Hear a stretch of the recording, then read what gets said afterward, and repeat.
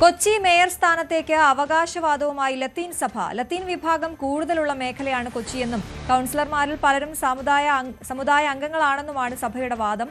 Deepthi Mary Varghese, V K Minimol എന്നീ പേരുകളിൽ കോൺഗ്രസ് രണ്ടഭിപ്രായത്തിൽ നിൽക്കവെയാണ് പരസ്യമായ അവകാശവാദം ഉന്നയിച്ച് സഭയും രംഗത്തെത്തിയിരിക്കുന്നത്. മേയറെ സംബന്ധിച്ച് നമുക്കറിയാം, ഇപ്പോൾ മാധ്യമങ്ങളിൽ ധാരാളം വാർത്തകൾ വരുന്നുണ്ട്. കേരളത്തിലെ കൊച്ചി കോർപ്പറേഷൻ എന്ന് പറയുന്നത് ലത്തീൻ സമുദായത്തിന് വളരെ നിർണായകമായ സ്വാധീനമുള്ള അല്ലെങ്കിൽ ലത്തീൻ കത്തോലിക്കർ കേന്ദ്രീകരിച്ചിട്ടുള്ള ഒരു പ്രധാനപ്പെട്ട പ്രദേശമാണ്. വരാപ്പുഴ, കൊച്ചി, ആലപ്പുഴ എന്നീ രൂപതകളുടെ പ്രബലമായ ലത്തീൻ രൂപതകളുടെ സ്വാധീനം വളരെ അധികമുള്ള ഒരു കോർപ്പറേഷനാണ് കൊച്ചി കോർപ്പറേഷൻ. ഈ പ്രദേശത്ത് ലത്തീൻ കത്തോലിക്കർ കൂടുതൽ താമസിക്കുന്നു. അതുകൊണ്ട് തന്നെ ജനാധിപത്യ പ്രക്രിയയിൽ അർഹമായ പങ്കാളിത്തവും നേതൃത്വവും പ്രാതിനിധ്യവും വേണമെന്നൊരാഗ്രഹം സ്വാഭാവികമായും സമുദായങ്ങൾക്കുണ്ടാവാം. ആ രീതിയിലുള്ളൊരു ആഗ്രഹവും ആവശ്യവും മുന്നണി UDFിൻ്റെ മുൻപിൽ ഞങ്ങൾ വച്ചിട്ടുണ്ട്. ഡാനി ഇപ്പോൾ വിവരങ്ങളുമായി ചേരുകയാണ്. ഡാനി, കൊച്ചി മേയർ ആര് എന്ന ചോദ്യത്തിന് ഉത്തരം നൽകാൻ കഴിയാതെ നിൽക്കുകയാണ് നേതൃത്വം. ആ സമയത്ത് ഇപ്പോൾ ലത്തീൻ സഭ കൂടി അവകാശവാദവുമായി എത്തിയിരിക്കുകയാണ്.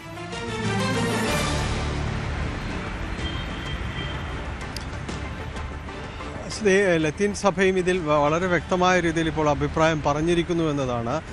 കൊച്ചിയിൽ തങ്ങൾക്ക് ആനുകൂല്യമുള്ള ഒരു അന്തരീക്ഷമാണ് നിലവിലുള്ളത്.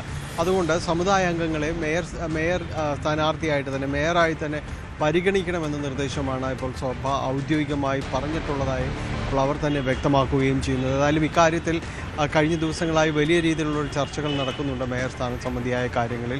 അതിൽ സമുദായ അംഗം എന്ന രീതിയിൽ തന്നെ പരിഗണിക്കപ്പെടുന്നത് ഒന്ന് കൊച്ചിയിൽ നിന്നുള്ള ഷൈനി മാത്യുവും മറ്റൊന്ന് വി കെ മിനിമോളുമാണ്. ഇവർ രണ്ടുപേരുമാണ് സമുദായ അംഗം എന്ന രീതിയിലേക്ക്, ലത്തീൻ സമുദായ അംഗം എന്ന രീതിയിലേക്ക് സഭ മുന്നോട്ട് വയ്ക്കുന്നത്. രണ്ടു പേർക്കും ഒരേ പ്രാധാന്യം നൽകുന്നു എന്നതാണ് സഭ നടത്തിയിരിക്കുന്ന ഒരു ആശയവിനിമയം എന്ന് പറയുന്നത്. ഇതിലിപ്പോൾ ഷൈനി മാത്യുവിനെ മുൻപ് അത്തരം ഒരു പരിഗണനകൾ നേരത്തെ പാർട്ടിയുടെ ഭാഗത്തു നിന്നുണ്ടായിരുന്നു. പക്ഷേ പിന്നീട് അവർ അതിനുശേഷം പാർട്ടിയിൽ അത്ര സജീവമല്ലാതെ വരുന്നു. പിന്നീട് ഇപ്പോൾ ജയിച്ച വീണ്ടും കൗൺസിൽ സ്ഥാനത്തേക്കെല്ലാം വരുമ്പോൾ ഒരു കൂടുതൽ സാധ്യത, കുറച്ചുകൂടി സാധ്യത രീതിയിൽ വരുമ്പോൾ വി കെ മിനിമോളിലേക്ക് ചില സൂചനകൾ വരുന്നു എന്ന് തന്നെയാണ്. കാരണം കഴിഞ്ഞ 3 ടേമുകളായി കൗൺസിൽ സ്ഥാനത്ത് അവർ നിലവിലുണ്ട്.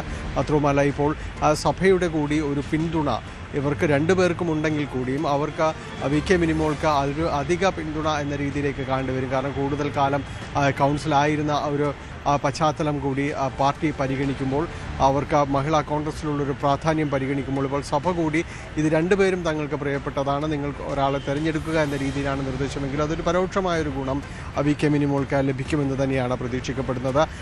ദീപ്തി മേരി വർഗീസ് സഭയുടെ ഒരു സമുദായ അംഗമല്ല.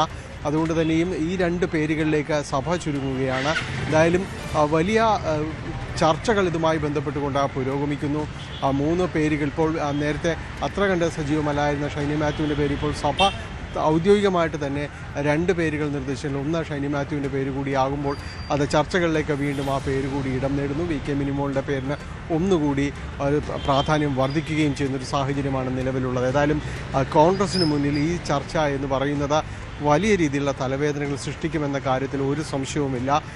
ദീപ്തി മേരി വർഗീസ് പാർട്ടിയിലെ ഒരു സ്വാധീനവും അവരുടെ ഒരു പ്രായോഗികതയും എല്ലാം തന്നെ കണക്കിലെടുത്തുകൊണ്ട് മുന്നോട്ട് പോകുമ്പോൾ സഭ മറ്റ് 2 പേർക്കും വേണ്ടി നിലകൊള്ളുകയും ചെയ്യുന്നൊരു പ്രത്യേക സാഹചര്യത്തിലേക്ക് ഇപ്പോൾ കൊച്ചി മേയർ തെരഞ്ഞെടുപ്പ് എന്നത് തലവേദനകളിലേക്ക് കോൺഗ്രസിന് നീങ്ങുകയാണ്.